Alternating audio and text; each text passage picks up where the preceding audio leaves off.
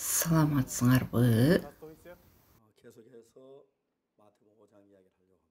Сейчас мы хотим продолжить говорить через Биз пятую главу. 5-бөлүмдү улантабыз Матайдын. Сегодня мы хотим поговорить об алчущих и жаждущих. Биз болсо адилеттикке ачыккандар жана суусагандар бактылуу, анткени алар тоюнушат дейт. Сколько вам нужно времени, чтобы вы очередь ели? Канча убакыт керек силер тамак ичкиңер келген? Бир жума эч нерсе жебесеңер эмне болот? Люди, которые периодически питаются, если они день будут голодать, Анан дайыма жакшы тамактанган адамдар бир жума жебей койсо аябай ачка болушат алар. это алчущие и жаждущие. Анан жазылып турат: адилеттикке ачыккандар жана суусагандар бактылуу, анткени алар тоюшат дейт. 의에 줄인 사람이 누구죠? Это кто такие алчущие? Анан жүрөгү таза адамдар бактылуу, анткени алар Кудайды көрүшөт. У которых нет добра. 정말 내가 하는 나라 가는데 의로워야 하는데 의가 없고 선이 없는 사람이 의에 줄고 있는 사람. Чтобы пойти в царство Асман Небесное, у которого нет падышалыкка баргысы келген адамдар, алар чындыкка ушунчалык людей. 의에 배분을 삼는 Очень много людей. көптөгөн адамдар өзүнүн чындыгына тоюшкан. 역사가 예수님 В 10 главе Евангелия от Луки Матайда жазылган 10-бөлүмдө бир жүзбашчы келген Исага. он спросил: учитель добрый, что мне нужно сделать, чтобы унаследовать? Анан ал айткан: мен түбөлүк өмүргө ээ болуш үчүн эмне кылышым керек деп. Он говорит, что Ал нужно айткан: мен эмне кылышым керек деп. 그렇게 말한 사람 누굽니까? кто сказал? Ким ушинтип айта алат? 내가 무엇하라 영생을 얻을까라고 말할 수 있는 사람 누굽니까? Какой человек может сказать? Мен эмне кылышым керек деп кайсыл адам айта алат? Это значит, что он может Анан андай адам өзүнүн каалаганын кылгысы келет. Сен мага каалаганыңды айт. я сделаю, как ты скажешь. 그리고 난 영생을 얻을 테니까 Мен ошо сен айтканды кылып 얼마 됩니까? түбөлүк өмүргө ээ болом. 얼마 됩니까? Анан 10 осуятты аткарыш керек, 6-күнү сакташ керек. Эмне кылышым керек? Сен мени үйрөт деген. 그러면 내가 하겠다. Анда мен кылайын ошо нерсени. 그런 사람. Ушундай адамдар бар. 여러분 처음에 사람들이 교회를 나가서 예수 믿기 시작할 때 Анан жыйынга барып баштаган адам, Исага ишенип баштаган адам. 선언해가라. В многих церквях Анан көптөгөн кызматчылар айтат: жакшы иштерди кылгыла, өзүңөрдү курмандыкка алып келгиле, башка адамдар үчүн жашагыла деп. 하지 말고 Өзүңөр үчүн жашабагыла деп. 그래서 이제 선을 행하라고 이제 так говорят. Анан ушундай көптөгөн жыйындарда айтат: жакшылык кылгыла деп. 참 좋네. Многие люди Анан көптөгөн адамдар ойлойт: жакшы бул нерсе. Ой, биздин пастор абдан жакшы сөз айтып атат. Жакшылык кыл деген бул абдан жакшы. Ошон үчүн мен жакшылык кылып жашайм деп. и поэтому Анан көптөгөн адамдар жакшы иш кылганга аракет кылат.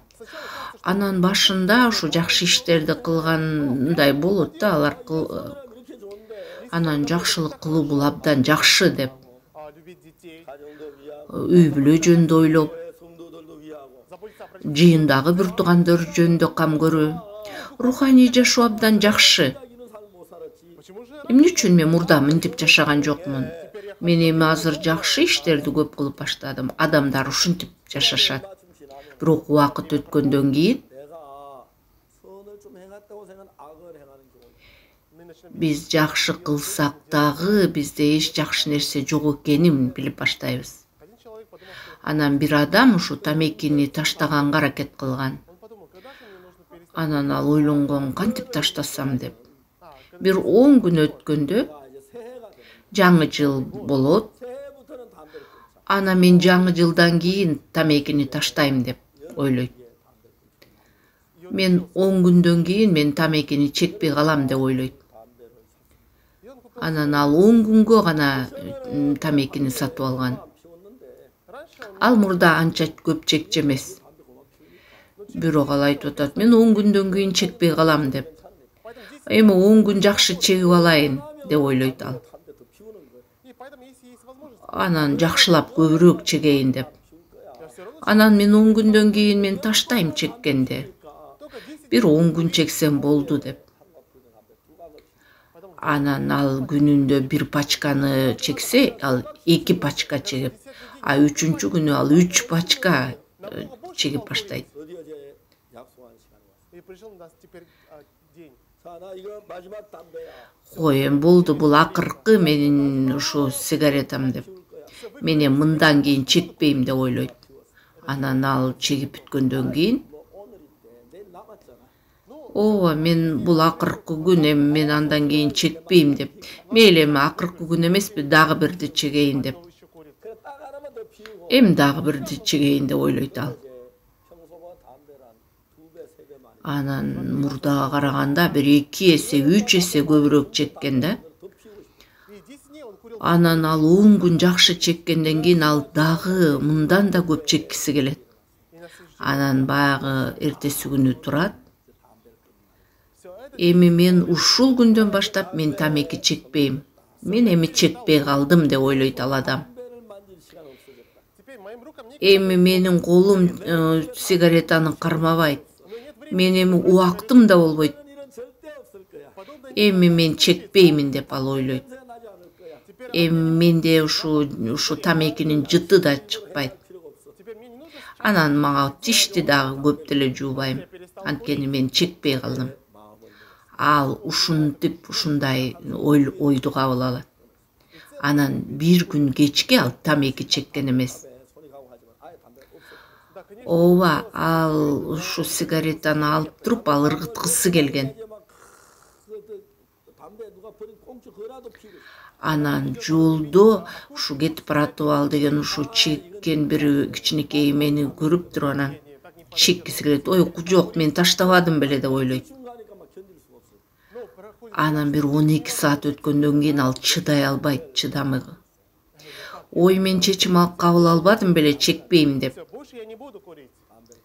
Ал чекпей калды. 7시가 됐어. Анан кечке маал, 미칠 것처럼 담배 피우고 싶어. Не могу что анан ал чекпесе ушунчалык чыдамы кетип ушундай кыйналат да.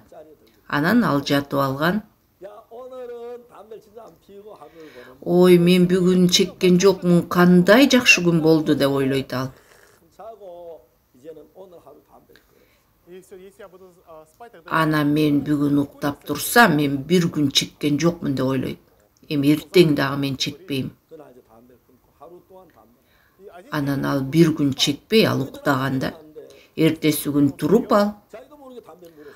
Ал өзү колуна ушу тамекини кантип кармаганын унутуп калып. Анан ал чегип туруп. Ой, мен чекпей калбадым беле. 아, 내가 담배 끊는다. Мен чекпей калбадым беле, эмнеге мен чегип атам деп. ну уж если я закурил, Ай, мен бир жолу чекпедим, эми аягына чейин жетейин. Мындан кийин такыр чекпейм деп ойлойт. 끝까지 막 손이 뜨거울 때까지 담배 쓰고. и он начинает курить. Анан ал ушунчалык аягына чейин ушу тамекини чегип, тамак ичип бүтөт. Анан 12лерде 담배 피우고 너무 담배 피우고. анан дагы сигаретаны колго алып, эртең менен мен бузбадымбы? Эми бүгүнкү күн бузулду. Мейли мен бүгүн чегейин дагы, эртең токтотоюн. И с дня он начинает курить. Эртеси күнү ал кайра дагы тамекини алат, чегет. 오늘 6시간 그날 또 열흘 동안 서로 담배 2배 써. Ошол күндөн баштап Стал курить, он выпил. ал 2 эсе, 3 эсе көбүрөөк чегет. Потом один день перед Анан бир күнү чекпей калат, кайра чегет. Андан көп эсе чегип баштайт тамекини. Анан ушундай жол менен адам аракет кылат ушинтип тамекини таштаганды. 실제나 생각해. 아, 담배 끊으면 끊지 뭐더 내주는. Адамдар ойлойт, мындай, эми бир аз чегейин дагы анан оңой эле таштап коем деп. А мен жыйынга базар күнү барам, анан мен 잘할 거야. ондукту жакшы алып келип баштайм. 에서는 너무 쉽어. Ооба, жан дүйнөсүндө жеңил мындай айтуу. Почему? Потому что тогда 그냥 담배 피우고 있는 때니까 этот человек курит. Адем чеккенден кийин ал ушундай эле оңой. 너무 견디고. Но когда Анан тамекини чекпей калганда бир жума өтөт, 10 күн өтөт. понимаете, когда он решил не курить, тогда он курил. Анан ал мурда чегип жүргөндө бир пачка чеккен. А с того дня, что он подумал, когда Анан ал таштаганда ал 2 эсе көбүрөөк чегип баштаган. 끊으면 끊겠지. А мен каалаган күнү таштап коем деп ойлойт. 담배나 술이나 그런 것도 그렇죠. Бирок Это касается ушу арак курения. ичкен адам менен тамеки чеккен адамдык окшош да. 그땐 정말 내가 죄된 삶들, 정말 더럽고 추한 삶을 고치는 쉽지 않습니다. Бирок биз көнгөн адат мындай таштоо өтө кыйын. 실제로 해보지 않고 Бирок чынында ал аракет кылса дагы, Сказал. 다 주를 부인한 난 주를 버리지 않겠어. ой, адам айткан, ой, бардыгы Исаны таштап кетсе дагы мен таштабайм деп. Эгерде Иса мен сен үчүн өлүш керек болсо мен өлөм деген. 너무 약해질 거야. Но когда оказался в положении, его душа очень ослабила. 그 내가 담배를 피우고 술을 마시고 악에 빠지는 것이. И я начинаю курить, Анан мен тамеки чегем, ичет. но даже не испытав подобного. 형편을 따라 내가 앞으로 잘해야 하는 마음을 가지고 다 잘할 것처럼 보여. Когда мы смотрим на положение, Анан мындай акыбалды караганда мен жакшы жасайм деп ойлойт адам. 예수님 내가 무엇을 하여 용서해 드릴까 물었어. Анан ал ушу мыйзамчыл келип алып, ал айткан, мен түбөлүк өмүргө ээ болуш үчүн эмне кылышым керек деп. 수 있다고 생각하는 생각.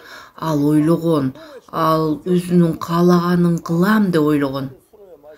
Ой, эмне оңой эле мен ичпей койсом. Ой, мен сигареттан анча деле жакшы көрбөйм. почему вы грешите? 거짓말하면 씁니까? Анан ушу калп айткан жаман го, Это бул плохое. 거짓말하면 안 돼. калп айтпаш керек го. 이제 우리는 대부분 그렇게 생각해. Анан көптөгөн адамдар ушинтип ойлойт, калп айткан жаман деп. 생각 속에 있을 때는 Анан бирок ушундай ойдо гана. 그러면 다 지킬 수 있을 Мне кажется, Анан ал 10 парызды мен оңой эле аткарам деп ойлойт. 정말 잘 살 수 있을 것 같은 그런 마음이 듭니다. у нас появляется Анан ушундай бир адамда пайда болот, мындай мен чынчыл жашайм деп. Бирок аракет кылган адам 끊는 술을 끊는 거나 이런 것들이 절대 쉽지 않습니다. перестать тамекини таштоо, арак ичпей бул оңой иш эмес. на сегодняшний день многие Эртеси күнү адам аракет кылат өзү. 하지 못해 고통하는 사람들이 세상에 너무 많아요. Бирок бул дүйнөдө көптөгөн адамдар кыйналышып, алар таштай албай ушул тамеки, аракты. 짓고 악을 지으면 그래서 변할 수 있다고 생각하고 큰 소리 치고 Алар адамдар ойлошот. освободиться из громкого. Анан чечим чыгарып туруп эртеси күнү кылбайм деп. Иисус сказал законнику, 율법에 Мыйзамчыл эмне деген, ал эмне деген, кандайчы сен окуйсуң деп айткан. Эмне деп жазылып турат. 했느냐 그렇게 물은 것이야. да, он не спросил, Мыйзамда эмне деп жазылып турат деген. 뭐라고 기록되었으며 내가 어떻게 읽느냐. написано, как написано. Мыйзамда кандай жазылып турат жана сен кандай деп окуйсуң. Смотри, так написано. Мыйзамда мындай жазылган.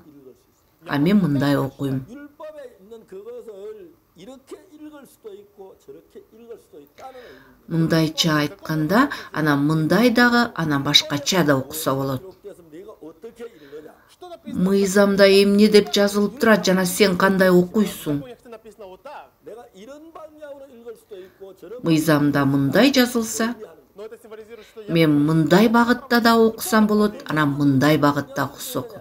Ошон үчүн айткан, кандай окуйсуң сен деп. 두 가지 방향으로 읽을 수 있습니다. действительно закон. Мыйзамды эки түрдө, эки багытта окуса болот. 율법의 한 부분이 율법의 중심이죠. Да, 10 заповедей, которые 10 парыз бул деген бул негизги осуяттын негизи деп ойлойбуз. и потом на Библии написано, что Анан ошон үчүн ыйык китепте жазылган 10 парызды аткаргыла деп. 하는 바는 그게 아니었어요.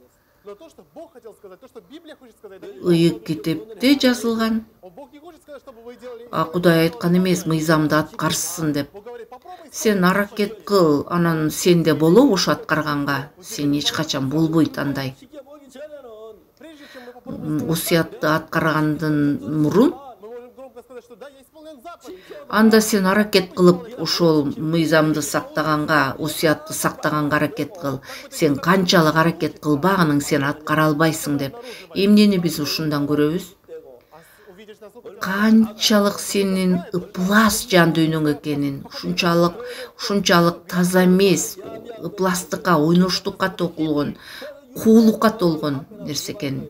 Именно поэтому есть Ошон үчүн мыйзамдын эки багыты бар окуганда. 잘 될 것 같아, 선하게 살 것 같아 그런 생각을 가지고 율법 죄를 짓지 않을 율법을 지킨 사람이 있어요. Анан адамдар бар, для того, чтобы алар деген жакшы иштерди кылганга аракет кылышат. 율법을 온 마음을 다 지키다 보면 Бирок эгерде бүт жан дүйнөң менен ошо осуятты аткаранга аракет кылсаң, анан адам көрөт өзүнүн канчалык ыплас экенин. Мен осуятты аткара албаган адам, мен каргышка калган адам экенин биз ушул нерсени көрүп баштайбыз.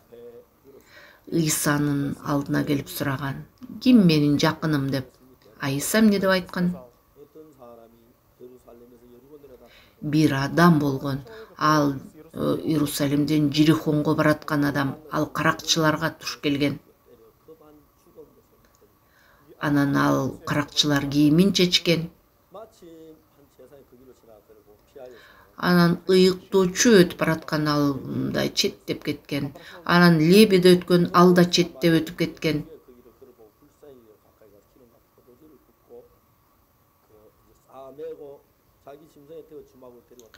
Анан ушул жолдо самарянин кетип бараткан.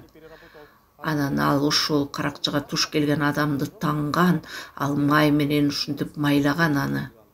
Мына ушундай окуя бар да, Экетепте. Эки түрлүү адам бар. Алар ойлошкон, мен жакшы мыйзамды аткарам деген адамдар бар. Алар дегенде аракет кылып, же болбосо бир ушундай осуятты аткарган, мындай аракет кылган адамдар. Аткарам деген адам, ал көрөт канчалык ыплас экенин. Осуят кандай ушунчалык ыйык, мен осуятты аткара албаган адаммын. Мен колуман келбейт аткарганга деген. Мен өтө ыплас адаммын. Анан ушундай бөлүнөт да адамдар. Мындай калп айтпасам деле болот, урдабайм, аракет кылам, ойноштук кылбасам, мен ата-энемди сыйласам, алтынчы күндү ыйык сактасам, эч деле кыйынчылыгы жок. Алар ушинтип ойлошот да. Бирок аракет кылып ушул нерсени кылганга, мен мыйзамды бузган адаммын, мен аткара албаган адаммын деп. Ал бир адам ушу Иерусалимден Жирихонго кетип бараткан адам. Каракчылар анын кийимин чечкен, аны сабаган, урган. Бул биздин кебетебизди көрсөткөн окуяда. Ал адам каракчыга туш келип, анан араң жан болуп жаткан. Ал Иерусалимден Жирихонго кетип бараткан адам болчу. Эгерде бирөө жардам бербесе, ал өлө турган адам ушундай акыбалда. Анан ыйыктоочу кетип бараткан, ал четтеп өтүп кеткен. Леби дагы андан өткөн, ал да четтен өткөн. Анан аягында самарянин кетип бараткан. Эгерде самарянин мага жардам бербесе, мен өлөмүн деп. Өлүм келген ал адамга, каргыш келген ал адамдын жашоосунда. Мен өлүмгө дуушар болгон адаммын деп. Бул чыныгы, бул адамдын мындай эмеси да, акыбалы.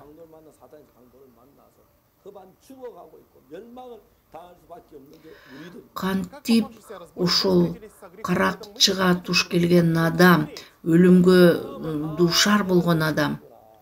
Мен азыр өлүм алдында жаткан адаммын. Эмне, күнөөнүн көптүгүнөнбү? Чындык жок үчүнбү? Мен кылган нерсенин бардыгы бул күнөө. Менде эч бир адилеттик эч нерсем жок. Менде бир гана күнөө бар, ал каргышка алып келе турган. Анан ал адамдын жан дүйнөсү кандай? Ал ушунчалык, ал чындык үчүн унтукталган адам. Ыйыктоочу дагы мындай өтүп кеткен, леби дагы андан өтүп кеткен. Анан самарянин гана мага жардам бериш керек деп ал. Эгерде ал менден ушунда кыя өтүп кетсечи, анан караңгы нерсе келет менин жашоомо. Анан ушул айбанаттар келип, анан алар мени ушундай тытып жегенге, анан кантип мен ушундай өлүмдө жаткан адам күрөшөм, мен ушундай өлүмгө дуушар болгон адаммын. Ушул жерде менин жашоом токтой турган жер. 바로 그 짐승이나 강도를 만난 게 아니고 죄의 악한 사단에서 죄에 빠진 내 모양이 그런 모양인 것을 알아주고 Слово показывает, что мой вид, который встретился со грехом, Бул адам, өлүм менен жолуккан адам. 목마른 자 тот, который Бул чындыкка үчүн куугунтукталгандар бактылуу деп жазылып турат. 하나님 앞에 나가겠는데 у меня должна быть праведность. Менде адилеттик болуш керек. Менде бир жакшы нерсе болуш керек. 그래서 하나님 앞에 나가겠는데 У меня должна Менде бир ыйык нерсе болуш керек Кудай алдында туруш үчүн. 감도 없고 선이 없네 но я хочу стать Бирок менде эч бир чындыгым жок, адилеттигим жок, ыйыктыгым жок. Мен ойлогом мен жакшы адаммын, мен жакшылыктарды көп кылгам деп. 수하고 악군이네 Бирок мен кылган нерсенин бардыгы ыплас болчу. Кайсыл адам ушул нерсени көргөн адам 줄이고 목마른 это есть бул чындык үчүн куугунтукталган адам. 목마른 사람이라고 кто алчущий, жаждущий правдой. 내가 행한 모든 게 의가 아닌 걸 아는 사람 Тот, который знает, Мен кылган нерсенин бардыгы ыплас экенин. 이제 선이 아니란 걸 발견한 사람 тот, который обнаружил, что до сих пор Мен алданган адам, мен жакшы жасадым деген. 쳤는데 раньше я кричал, что я Мен мурда айткам, мен ыйык жашоо менен жашап атам деп. 감도 아니고 선도 아니네 но я просто не знал, на самом деле это Бул деген эч кандай жакшылыкка жатпаган, менин ичимде эч бир жакшы нерсе жок экенин, менде бир эч нерсе адилеттик нерсе жок экенин, мен өлүмгө дуушар болгон адаммын. Мен каргышка кала турган адаммын деп, мен бир байкуш адаммын деп. 사람이 의에 줄이고 это есть алчность. Мына ушул адамдар адилеттикке ачыккандар жана суусагандар адам. 나 아름다운 것이 전혀 없다는 것을 Тот, который обнаружил, Эч кандай жакшы нерсе жок экенин, эч кандай ыйыктык, адилеттик жок экенин адам ушу көргөн өзүндө. что Иисус говорил, что удивительно, 의에 줄이고 목만 잡고 написано было, Анан айткан, адилеттикке ачыккандар жана суусагандар бактылуу деп. жаждущий правды, он должен умереть.